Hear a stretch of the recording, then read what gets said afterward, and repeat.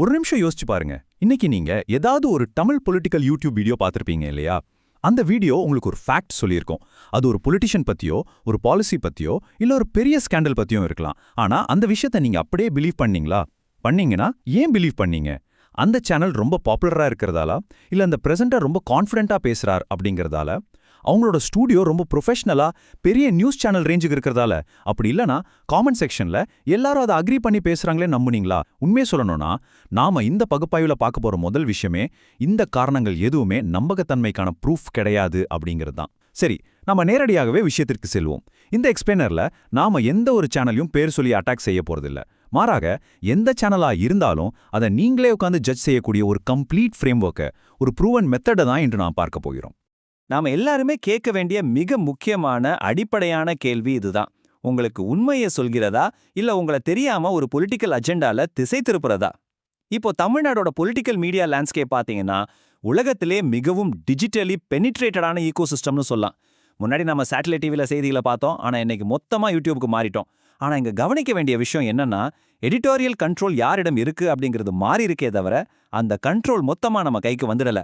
நாம இப்ப பார்க்க போற இந்த ஃப்ரேம்வொர்க் இன்னைக்கு மட்டும் இல்ல, இன்னும் 5 வருடம் கழிச்சும் எந்த எலெக்ஷன் வந்தாலும் உங்களுக்கு யூஸ்ஃபுல்லா இருக்க போற ஒரு பெர்மனன்ட் கான்டெக்ஸ்ட் ப்ரூஃப் ஃப்ரேம்வொர்க்.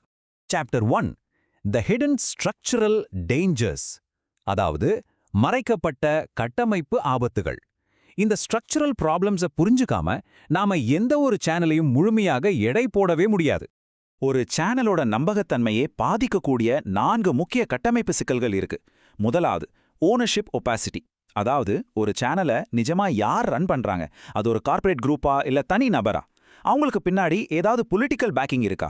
இது எல்லாமே பெரும்பாலும் நமக்கு மறைக்கப்படுது. இரண்டாவது, கவர்மெண்ட் அட்வர்டைசிங் டிபெண்டன்சி. இன்னைக்கு நிறைய பெரிய சேனல்ஸ் தங்களோட பட்ஜெட்டுக்காக ஸ்டேட் கவர்மெண்ட் விளம்பரங்களை நம்பி இருக்காங்க. இதனால ஆளும் கட்சியை கடுமையாக விமர்சிக்க கூடாதுங்கிற ஒரு அன்ஸ்போக்கன் பிரஷர் அவங்க மேல எப்போதுமே இருக்கும். மூன்றாவது, ஆல்காரிதம் டிசைன். யூடியூபோட ஆல்காரிதம் எதை ரிவார்ட் பண்ணுதுன்னு நினைக்கிறீங்க? அவுட்ரேஜ் மற்றும் இமோஷனல் எக்ஸ்ட்ரீமிட்டியை தான். ஒரு மெஜர்ட் அனாலிசிஸை விட கத்தி பேசுற சென்சேஷனல் தம்ப்நெயில்ஸ் தான் ஆல்காரிதமிக்கலி புஷ் செய்யப்படுது. நான்காவது, தமிழ் மாடரேஷன் கேப்.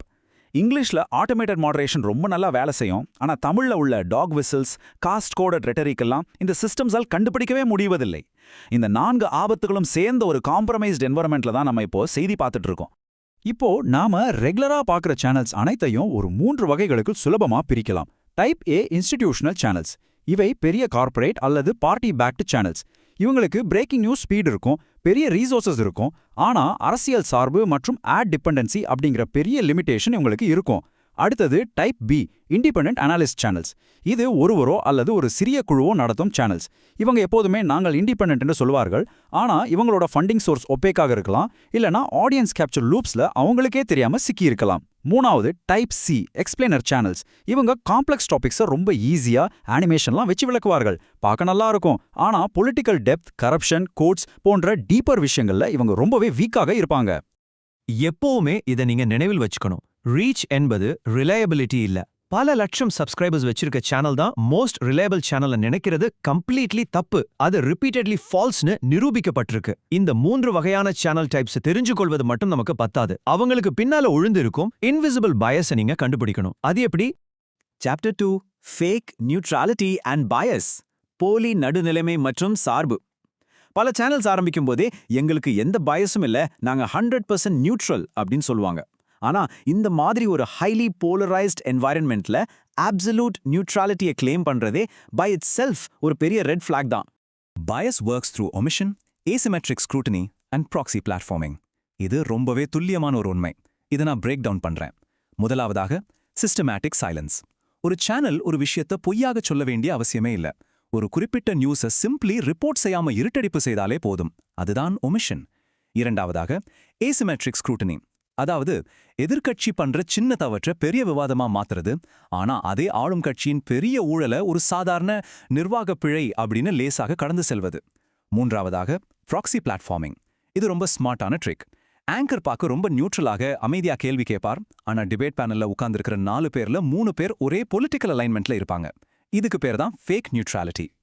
சாப்டர் 3, த 9 சிக்னல் ஆடிட் மெத்தட். 9 சிக்னல் தணிக்கை முறை. இதுதான் இந்த எக்ஸ்பிளைனரோட கோர் பகுதின்னு சொல்லலாம். எந்த சேனலையும் தரம் பிரிக்க பயன்படுத்தக்கூடிய ஒரு ரிகரஸ் மெத்தடாலஜி இது. இந்த 9 சிக்னல்ஸை கொண்டு ஒவ்வொரு சேனலையும் 1ல இருந்து 5 வரை நீங்களே ஸ்கோர் செய்ய போறீங்க. 1 என்றால் சிவியர்லி காம்ப்ரமைஸ்ட், நம்பவே கூடாது. 5 என்றால் ஹைலி ரிலையபிள். இது ஏதோ குத்துமதிப்பான இவாலுவேஷன் கிடையாது, ரொம்ப சிஸ்டமேட்டிக்கான ஆடிட்.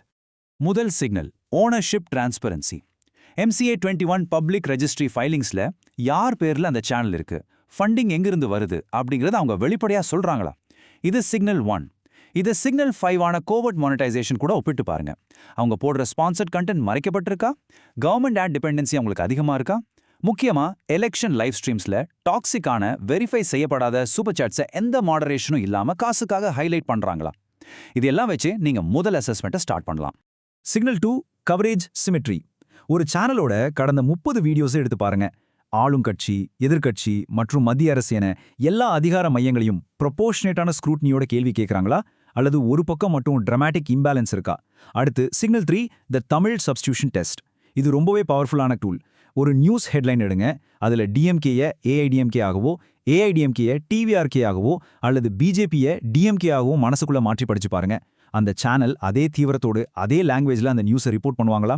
ஒரு கட்சிக்கு தேச துரோகம் அப்படின்னு தலைப்பு வைக்கிறது, இன்னொரு கட்சிக்கு நிர்வாக பிழை அப்படின்னு சொல்றது, இது மிகப்பெரிய ரெட் ஃபிளாக். அடுத்த 4 சிக்னல்ஸை பார்ப்போம். Signal 4 guest diversity.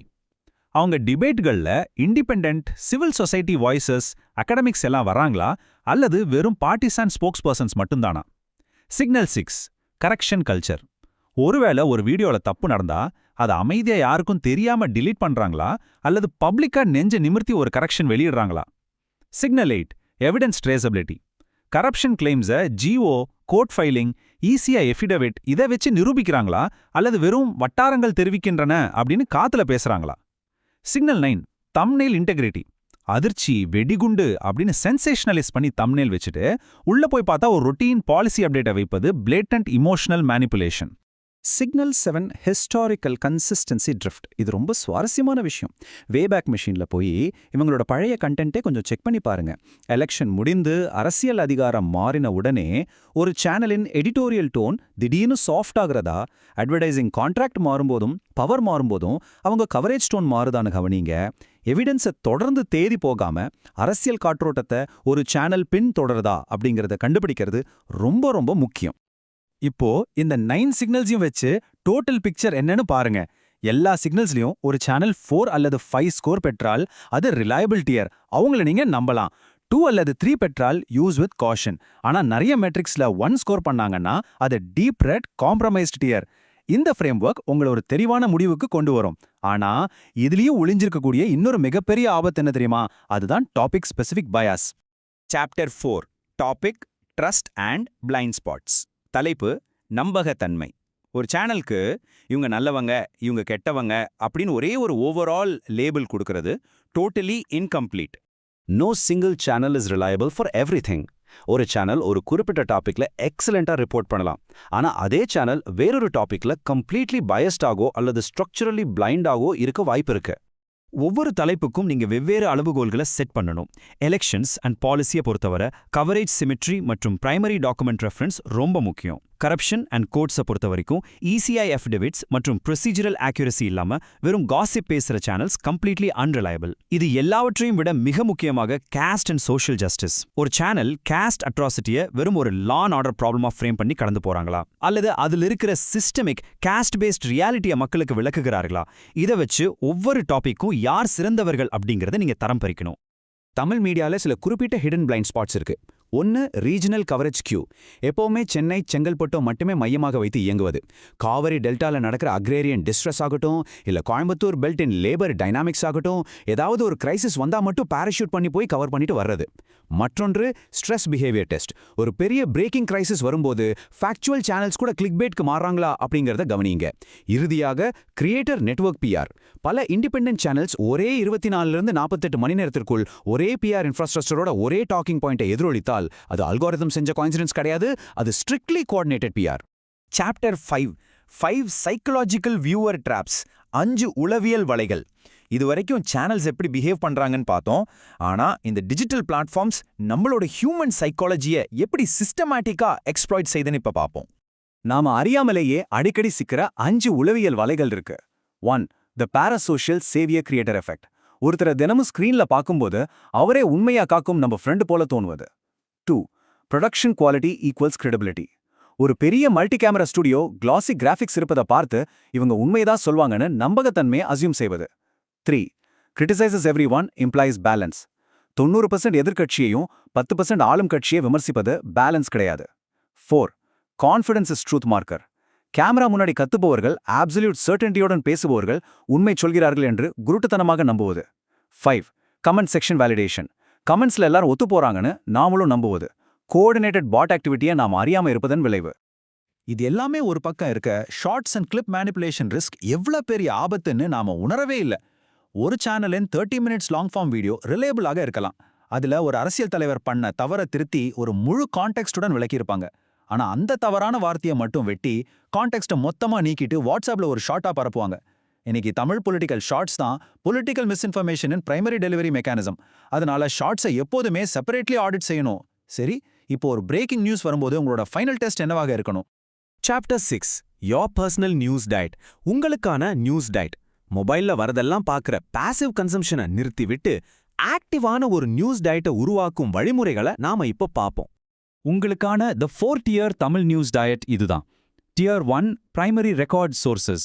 எப்பவுமே ஜியோஸ ஹைகோர்ட் ஜட்மெண்ட்ஸை நீங்களே தேடி படிக்கும் பழக்கத்தை உருவாக்குங்க. Tier 2 IFCN verified fact checkers. ஒரு கிளைம் ரொம்ப வைரல் ஆகுதா, உடனே அதை IFCN அலைன்ட் பிளாட்ஃபார்ம்ஸ்ல போய் சரி பாருங்க. Tier 3 comparative YouTube portfolio. வெவ்வேறு அரசியல் சார்புள்ள 2 அல்லது 3 சேனல்ஸை ஒப்பிட்டு பாருங்க. எங்கு அவங்க முரண்படுகிறார்களோ அங்கு டிக் டீப்பா. அப்புறம் வாரத்திற்கு 30 நிமிடங்கள் மட்டும் ஒதுக்கி உங்கள் யூடியூப் ஃபீட்ல வர்ற சென்சேஷனலைஸ்ட் நான் ஃபேக்சுவல் ஷார்ட்ஸுக்கு டோன்ட் ரெக்கமெண்ட் சேனல் கொடுத்து ஒரு அல்காரிதம் பர்ஜ் செய்யுங்க. எந்த ஒரு பிரேக்கிங் நியூஸ் வைரல் ஆகும்போதும் குறிப்பா முதல் 12 மணி நேரத்துல அதை மத்தவங்களுக்கு ஷேர் செய்வதற்கு முன்பு இந்த 3 ஸ்டெப் பாஸ் புரோட்டோகாலை ஸ்ட்ரிக்ட்லி ஃபாலோ செய்யுங்கள். 1. Is this on the record? 2. Tamil substitution டெஸ்ட்ல அந்த ஹெட்லைன் பாஸ் ஆகுதா? 3. Trace the tension. பிரைமரி சோர்ஸை உங்களால கண்டுபிடிக்க முடிகிறதா? இது எதுவுமே இல்லை என்றால் பாஸ் அண்ட் வெரிஃபை இண்டிபெண்டன்ட்லி. இன்றொரு சேனல் ரிலேபிளாக இருக்கலாம், நாளைக்கு பவர் மாறும்போது அவங்க ட்ரிஃப்ட் ஆகலாம். அதனால எந்த சேனலுக்கும் பெர்மனன்ட் வெர்டிக்ட் வேண்டாம், பெர்மனன்ட் மெத்தட் தான் வேண்டும். உண்மையான ஜெர்னலிசம் என்பது பயாஸ் இல்லாமல் இருப்பதல்ல, டிரான்ஸ்பரண்டாக எவிடன்ஸ் பேஸ்டாக எல்லாரையும் ஈக்குவலி கேள்வி கேட்பது. Protect your mind. Demand plural, transparent and evidence based journalism. வணக்கம்.